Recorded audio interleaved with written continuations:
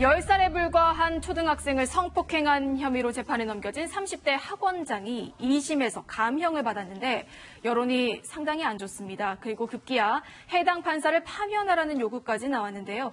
대체 2심에서 재판부의 판단이 왜 달라졌고 이 판결의 주요 쟁점은 뭔지 함께 짚어보도록 하겠습니다.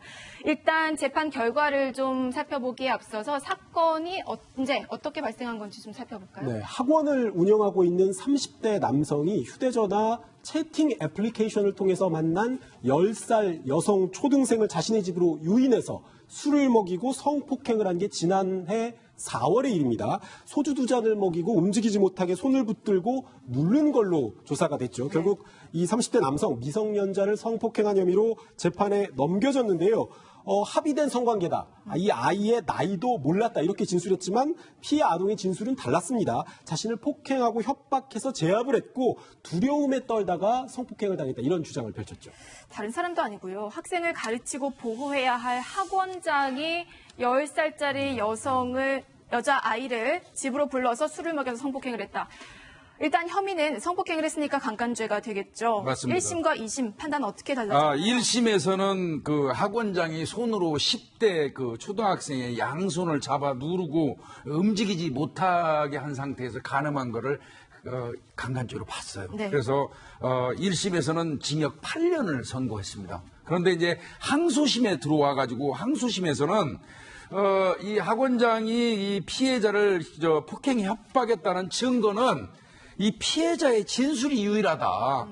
그런데 그 진술만 가지고는 이게 그 강간죄에서 말하는 폭행 협박이 있었다고 인정하기가 상당히 좀 부족하다. 네. 그래서 이제 그 부분, 성폭행, 이른바 얘기하는 290조 강간 부분은 무죄를 선고한 거고요. 직권으로, 원래는 강간죄로만 기소가 됐기 때문에 그것만 판단을 해야 돼요, 법정에서는. 예. 그러면 그걸 무죄내 써야 되는 게 맞거든요. 근데 그러게요. 그거 빼고, 그거는 무죄지만, 직권으로 13세 미만의 미성년자를 간음한 경우에는 미성년자 의제 강간죄가 있거든요. 예. 그거를 직권으로 의율해서 징역 3년을 선고한 것입니다. 그러니까 이제 기소 자체가 강간죄로 됐는데 그렇죠. 이 강간죄에 대해서 증거가 없다 그러면 당연히 무죄가 돼야 되는 그렇죠. 게 맞거든요. 그런데 무죄가 아니라 징역 3년이 선고가 됐어요. 네, 그러니까 이게 뭐 축소 사실이라는 게 있어요. 그러니까 재판부에서는 검사가 기소한 범죄 사실에 관해서 판단을 하는데 강간치상, 강간같이 이렇게 기소한 범죄에 포함되는 범죄에 대해서는 공소장 변경 없이도 인정을 해주고 있잖아요. 근데 그거는 단순히 경한죄라고 해서 다 되는 게 아니라 뭐 죄질이라든지 법익 이런 것들을 다 비교를 하는데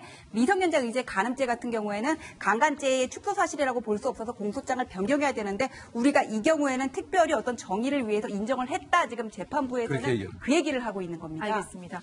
이 사건의 쟁점을 좀 보면은 그 양손을 잡아서 누른 행위가 과연 폭행 협박에 해당하느냐인데 1심에서는 폭행 협박이라고 봤고요. 2심에서는 아니라고 봤습니다. 그런데 피해자가 지금 10살에 불과합니다. 일반 성인의 시각에서는 당연히 그게 폭행 협박이 아닐 수도 있겠지만 아이 입장에서는 굉장히 큰 성인이 누르는 행위인데 협박이고 폭행이라고 생각할 수도 있을 것 같거든요.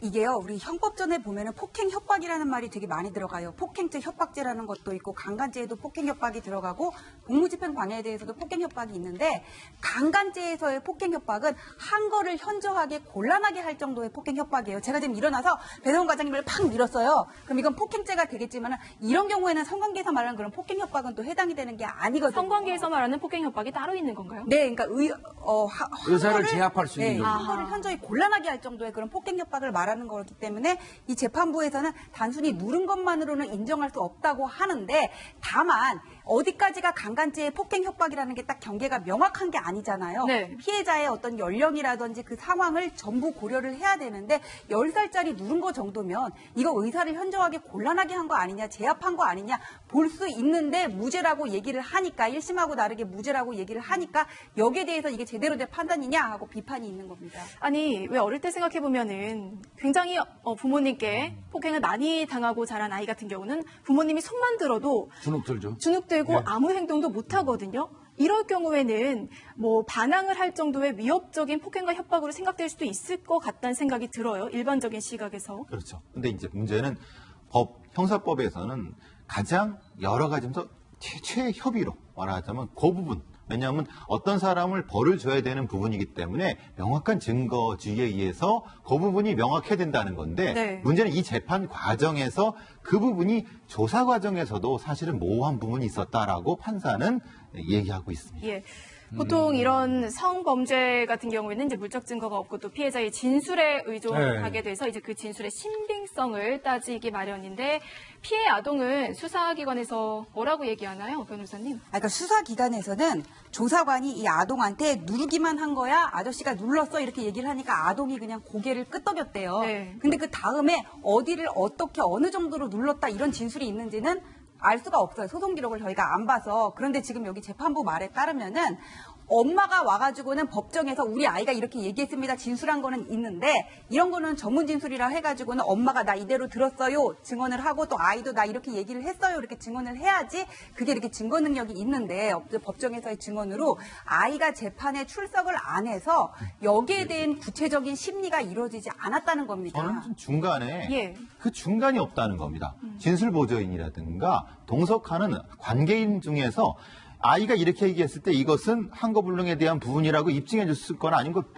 진술을 보조해 줄 수 있는 부분이 있어야 되는 건데 왜 중간이 없었는가? 검찰 조사에서 이것이 없었는가? 왜 검사는 이걸 간과했는가? 저는 그게 굉장히 아쉽거든요. 근데 저는요, 실무를 해본 사람들은 압니다. 예. 오히려 이렇게 10살에 불과한 아이가 성폭행을 당하고 나서 수사기관에 와서 피해 진술을 할 때는요, 논리정연하게 진술을 하면 그건 의심해 봐야 돼요. 오히려요. 네. 이 어린 아이들, 아동의 특성에 대한 이해가 좀 있어야 되거든요.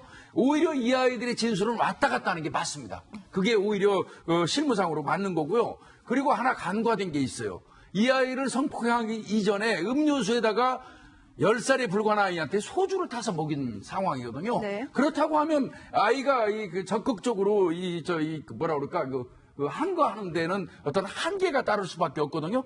그런 부분이 좀 간과된 게 아쉬워요. 조금 더 협박과 폭력의 네. 정도가 낮음에도 불구하고 네. 제압할 수 있는 상태를 이미 만들었다. 그 부분을 왜 고려하지 않았냐. 그 예, 말씀이시군요. 그렇습니다. 예, 예. 서브오디네이트라고 레이프라고 하는 것 자체가 없습니다. 그러니까 흔히 지배강간이라고 하는 부분의 영역이 있어야 되는 건데 우리는 그 부분이 없다는 겁니다. 그러니까 법적인 미비점이라고 볼 수 있는 거죠. 알겠습니다. 결국 이제 재판부는 법적 기준을 잣대 삼아서 징역 8년인 원심을 파기하고 징역 3년을 항소심에서 선고를 했습니다. 여론이 상당히 안 좋죠. 네, 항소심 재판 결과가 나온 게 닷새 전인데 언론을 통해서 이 선고 결과가 공개되니까 시민들이 분노를 하고 나섰어요. 청와대 국민청원 게시판에는 아동 성폭행범을 감형한 판사를 파면해달라 이런 국민청원이 올라오기도 했고요. 제가 생방송 들어오기 전에 확인을 해보니까 이 등록된 지 나흘밖에 안 되는 국민청원인데 9만 5천 명이 넘는 사람들이 동의를 했습니다. 또 한국 여성 변호사회도 이 재판부가 법정형 중 가장 낮은 징역 3년을 선고한 부분 사실관계나 법리를 따져서 이 양형 사유를 납득하기 어렵다. 항의 성명서를 내겠다고 밝힌 건데요. 미성년자를 상대로 한 성범죄에 대해서 엄한 처벌을 요구하는 사회적 기조랄까 분위기 이런 법감정에선 좀 동떨어진 판결이라고 생각해서 이런 반응이 나오고 있는 것 같습니다. 자, 계속되는 논란 때문에 법원이 이례적으로 설명자료 이제 해명을 내놨습니다. 뭐라고 하나요? 법원에서는 뭐라 그러냐면은 이 경우에 폭행 협박이 인정되지 않는다는 거는 맞다는 거예요. 그래서 원칙적으로 무죄가 선고돼야 하지만 직권으로 미성년자 의제 강간죄를 인정해서 유죄를 선고한 거다. 우리도 할 만큼 다 한 거다. 지금 이렇게 주장을 하고 있습니다. 네. 대법원까지 가겠죠. 네, 대법원의 판단 함께 지켜보도록 하겠습니다. 다음은 화제가 되고 있는 이슈를 살펴보는 사건 돋보기 시간입니다. 첫 번째 돋보기 열어주시죠.